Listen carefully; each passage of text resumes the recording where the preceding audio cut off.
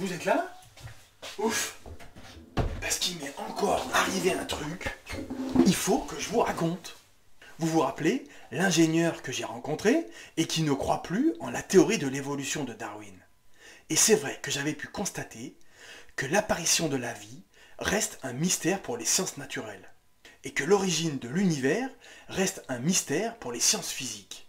Et qu'en plus, l'incroyable harmonie qui règne dans les lois de la nature et l'extraordinaire complexité du code génétique pourraient bien nous faire croire qu'un être supérieur, Dieu, aurait créé tout ça. Mais autour de moi, plusieurs m'ont dit « Mais l'univers est né il y a 13,7 milliards d'années. Ça ne correspond pas à ce qu'il y a dans la Bible. » Alors je suis retourné voir mon ami ingénieur et je lui ai dit « Mais est-ce que tous les chrétiens croient que Dieu aurait créé l'univers il y a 6000 ans ?» Et là il m'a dit « C'est un sujet passionnant. En fait, certains chrétiens croient aux milliards d'années. D'autres croient que Dieu aurait créé la Terre et l'univers il y a 6000 ans, mais aurait donné une apparence d'âge. D'autres pensent que les modèles utilisés pour dater tout ça ne sont pas très fiables. » Comment ça, pas très fiable? Mais pour comprendre ça, il faut étudier ces différentes méthodes de datation. Prenons par exemple la datation au carbone 14. Le principe est assez simple. Du carbone 14 se crée dans la haute atmosphère, ensuite il s'allie avec de l'oxygène pour donner du CO2, qui est absorbé par tous les organismes. Mais à la mort d'un organisme, celui-ci n'assimile plus du carbone 14. Et finalement, le carbone 14 qu'il y a dans l'organisme à ce moment-là commence à se désintégrer à une vitesse constante. Et du coup, la quantité de carbone 14 qui reste dans l'organisme est une sorte d'horloge. Ben, qu'est-ce qui n'est pas fiable alors? Mais jusqu'ici, ce qu'on a vu relève des sciences expérimentales, qu'on peut vérifier par des expériences. Mais la grande inconnue, c'est la quantité de carbone 14 qu'il y avait au départ dans l'organisme.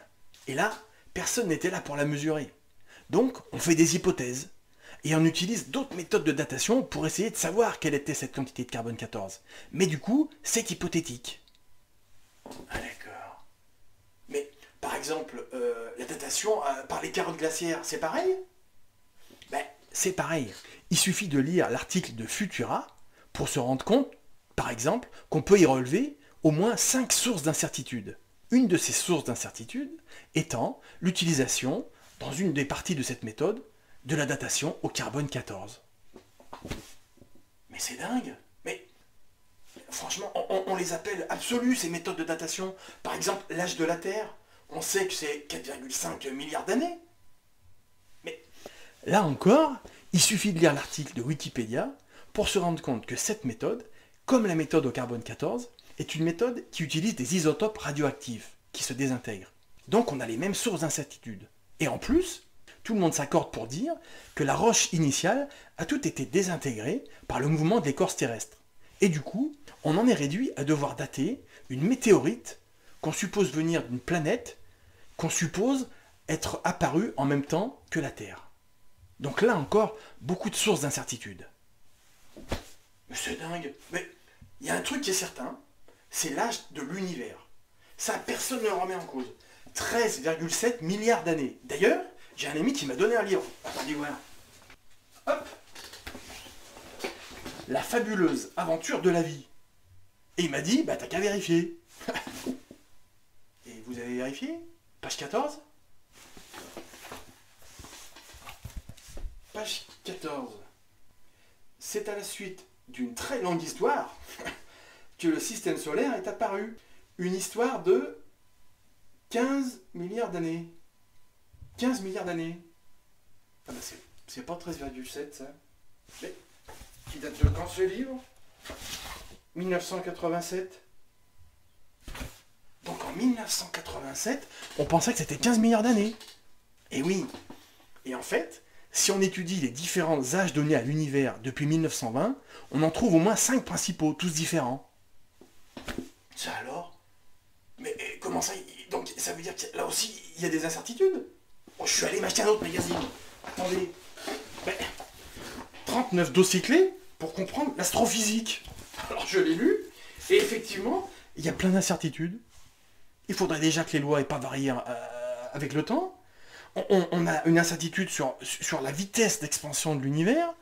Et puis, un truc qui m'a vraiment fait réagir, il est écrit, page 37, que l'univers est composé à 95% de deux inconnus, la matière noire et l'énergie noire. Mais c'est fou. Mais personne ne remet en cause ces âges de l'univers? Mais bien sûr que si. Mais en fait, il suffit de chercher. Par exemple, j'ai un article du New Scientist de 2004 dans lequel beaucoup de scientifiques disent mais c'est un peu étonnant et un peu gênant parce que finalement ce modèle utilise sans arrêt de nouveaux éléments qui sont, comment dirais-je, inconnus et que personne n'a pu observer. Les principaux étant l'inflation, la vitesse d'expansion de l'univers, la matière noire et l'énergie noire. Et eux, ils remettent en cause un peu ce modèle. Et d'accord, mais et même récemment? Mais oui. Par exemple, un article de Pour la Science de janvier 2020, dans lequel il est fait état de 5 vitesses d'expansion de l'univers, toutes différentes. Donc vous voyez, tout ça, c'est quand même un peu hypothétique. Ça alors. Mais vous en pensez quoi? Moi, j'ai longtemps cru en ces méthodes de datation, et aussi en la théorie de l'évolution. Mais, il y a 27 ans, j'ai découvert que Dieu existait et qu'en plus, il se révélait dans la Bible. J'ai donc lu la Genèse et j'ai voulu vérifier si ce récit était imagé ou historique. J'ai donc cherché des preuves de la théorie de l'évolution. Et aussi étonnant que ça puisse paraître, il n'y en a aucune de preuve directe. Et c'est vraiment très dur à croire. D'ailleurs, vous pouvez vérifier dans votre livre à la page 34. Page 34. Il n'est pas facile de dire que la vie est née de la matière inerte. Ah oui. Oui, et en fait, plus ça va, plus c'est difficile d'y croire. Ensuite, je me suis mis à étudier les méthodes de datation pour me rendre compte qu'elles contenaient beaucoup d'hypothèses. J'ai ensuite étudié l'histoire du déluge pour faire une découverte assez extraordinaire.